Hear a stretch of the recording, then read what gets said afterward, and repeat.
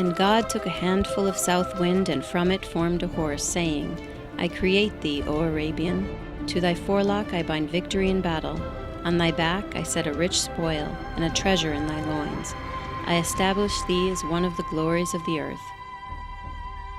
I give thee flight without wings.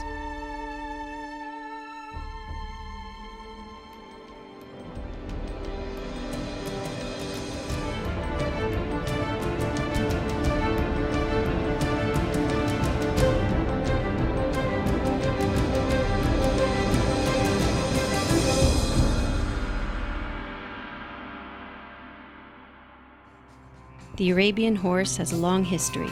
It is mentioned in the Bible and the Quran, as well as in ancient Egyptian texts. Arabian horses can be seen on the walls of old Egyptian tombs and countless paintings in the West. The Bedouins were one of the world's finest light cavalries, and mounted on the tough Arabian horse, they easily spread through northern Africa and into Spain. The Prophet Muhammad encouraged the breeding of the finest and purest horses. This close relationship between the horse and the spreading of Islam strengthened the old legends and gave rise to new ones. As a result, it became almost a creature of myth, despite living among us. European rulers saw that the Arabian horse was superior to their own and acquired as many Arabians as they could. Eventually, they began breeding purebred Arabians. The thoroughbreds owe their speed to their Arabian ancestors, as the Arabian is the definition of endurance and the source of speed. Every warm blood breed, as well as many pony breeds, have Arabian blood. The Arabian horse is known for its longevity and vigor. This mare is 18 years old and has just foaled.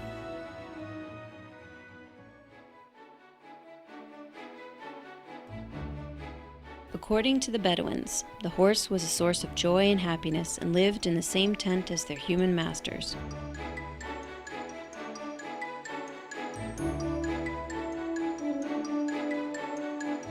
Any horse reluctant to enter the tent during a sandstorm perished, which enabled only those horses with a trusting nature to breed on. In the same way, the harsh conditions of the desert weeded out any physically inferior animals so that only the best remained.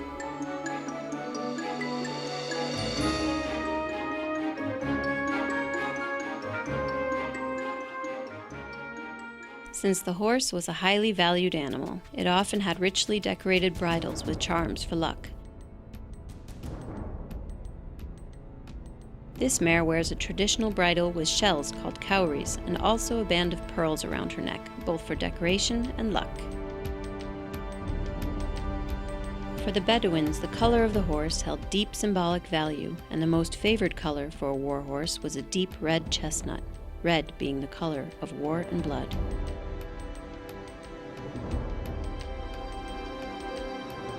The bay horse was considered to be very strong and reliable.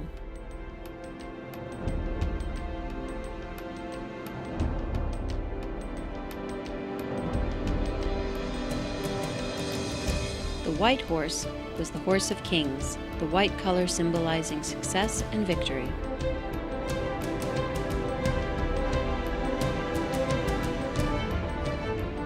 The black horse was a symbol of death and eternal life, and it was considered very good luck to have a black horse with 3 white legs and a star. It is difficult to find a true black horse. This filly is actually a very dark brown. The mare was a source of wealth for the Bedouin family, and the Prophet Muhammad said, "Their backs are the seat of honor, and their bellies are inexhaustible treasures." The Bedouins preferred to ride mares into battle, as a stallion was more likely to get too excited to control.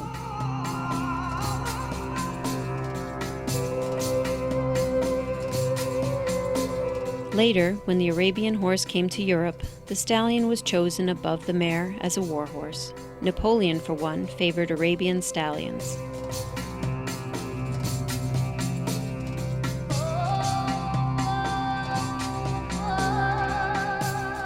Look at these powerful stallions. Surely their warrior ancestors would be proud.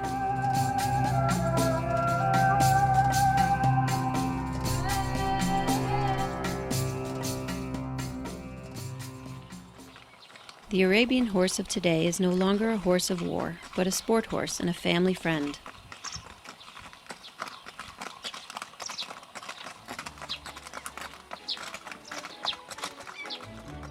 While it can't always compete on higher levels with the larger warm blood in show jumping, it is still very versatile and can compete up to middle level in any equestrian sport.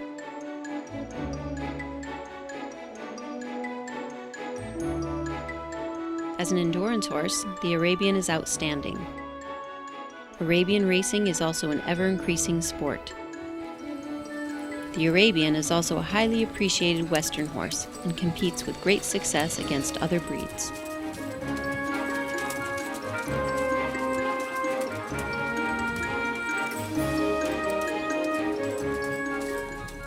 This young foal carries the hope of the next generation of Arabian horses and the legends of a glorious past.